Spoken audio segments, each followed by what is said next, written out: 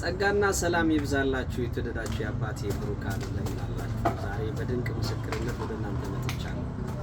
ይሄ ታላቅ ወንድሜ መስፍኔ ይባላል። በጣም የተወደደ ምርጥ ሰው ነውና እኔ አሁን እሱን ምናልባት አንዳንድ ሰዎች ስታዩ ሌላ ውስጥ እንዳትገቡ። እኔ ማወራው ስለዚህ ፈውስ ነው። ምን ያክል አማኝ እንደሆነ ይሄ ሰው እምነት ያለው ሰው ነውና የሆነ አክሲደንት በደረሰበት ጊዜ እንግዲህ ቀጣይ ቪዲዮውን ታዩታላችሁና ዛሬ እዚህ ደርሷልና አክሲደንት በደረሰበት ጊዜ በሆነ መንገድ ወደ እኔ መጣ። ከዛም መጥቶ እጁ እንደዚህ ያልነበረም አሁን እንግዲህ የቀድሞ የነበረውን ፒክቸር አሳያችኋለሁ።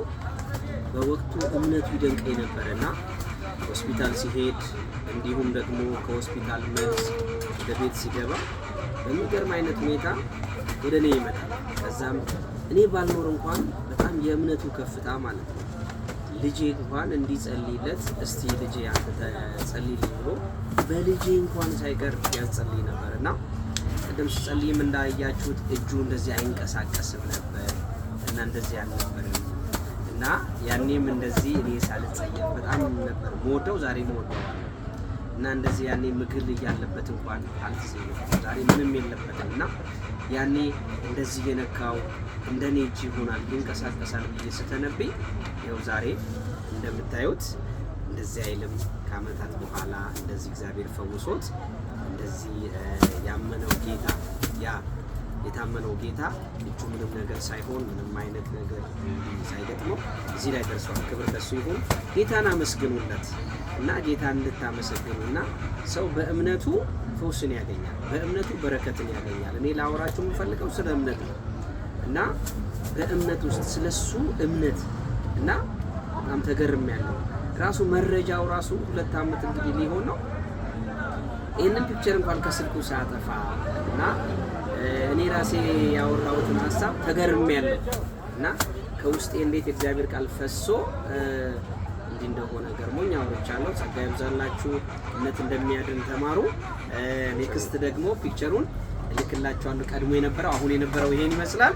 ጸጋ ይብዛላችሁ። ወዳችኋለሁ። እሱንም እወደዋለሁ። ምርጥ ሰው ነው መስፍኔ ማለት ቅን ሰው፣ ሰው አክባሪ፣ በቃ ሰውን ሰላም ካላለ በቃ ደስ የማይለውና ትሁት ሰው ነው። ጸጋ ይብዛልህ። ረዥም እድሜ ከጤና ጋር ልጆችን ትልቅ ደረጃ ያድርስልህ።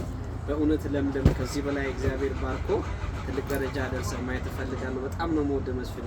የምትለዋለህ ምስክርነት አስፈላጊ ነው። ፈውሶኛል። ምናልባት አሁን አንዳንድ የሚላኩ ፎቶግራፎች በዛ ላይ ለውጡን ታዩታላችሁ። እኔ አደጋ በደሌ ቢራ የሚባል ከጅማ 145 ኪሎ ሜትር ነው። ወንድም ብርሃኑ ወይም ፓስተርን የማገኘው ማውቀው ልብስ እሱ ጋር ጫማ አጋጣሚ በትውውቅ ሳይሆን ዝም ብዬ በዛ ተግባባ እግዚአብሔር ምክንያት አድርጎ ይህንን ነገር ለበጎ ነው። አደጋ ተፈጠረብኝ። ወደ ጅማ ሪፈር ተብዬ እዛ ሕክምና ላይ እያለሁ በመሀል አድሚት ተደርጌ ተኝቼም ነበር። በመሀል እግዚአብሔር የፈውስ ሲሰጠኝ ፊዚዮቴራፒ ለመስራት ሌላ ደግሞ ፕራይቬት ሆስፒታል ሲሄድ የእሱ የንግድ ቦታ እሱ ይጸልይልኛል። እሱን ደግሞ ሳታ የእሱ ልጅ ምናልባት ካወቃችሁ ኤልያስ ይባላል። እሱ እየጸለየልኝ እኔ ወደ ስራ ገባው። ተመልሼ ያው አንዳንድ ነገሮችን አስተካክዬውን ብዬ ወደ ቤተሰቦቼ ጋር መጣሁ። ያንን ለውጥ እያሳየሁት ነበር ፓስተር ብርሃኑ ማለት ነው። እግዚአብሔር ድንቅ ነው።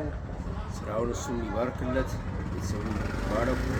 እኔም ደግሞ የመጨረሻ እግዚአብሔር ሁሉ ነገር እንትን ብሎ ቆሜ ለመመስከር ያብቃኝ። ጸልዩ። ቀሪ ዘመኔ ደግሞ እግዚአብሔር ይባርክ። ጸጋ ይብዛልህ።